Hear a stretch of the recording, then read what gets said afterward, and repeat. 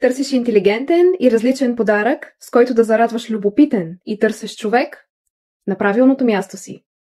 Синхрознаците са карти, направени на психологически принцип, а не на гадателски. Те те свързват с вътрешния ти глас, с автентичното ти аз, а не с ангели, духове или Вселената.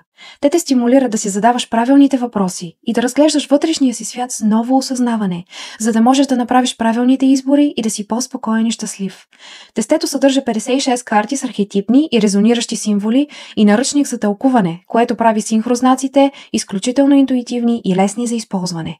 Ето как работят. Избираш си вариант с въпроси, например вариант 1, и после избираш карти, които символично отговарят на всеки един от тези въпроси. Всички символи и наименования в тестето са специално подбрани и изработени, така че да резонират с психиката и преживяванията на всички нас, колкото и да сме различни. Например, на въпроса какво трябва да знам, за да реша проблема си, аз интуитивно избирам картата Окото на бурята. Тълкувам я сама за себе си и после проверявам тайните на тази карта в наръчника.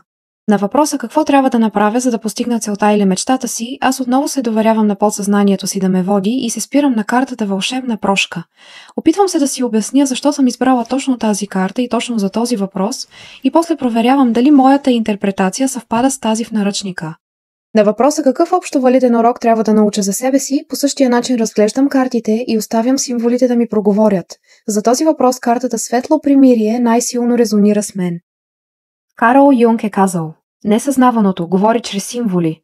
Това е неговият естествен език.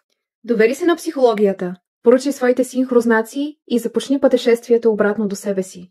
Или зарадвай някой близък с уникално и интересно преживяване.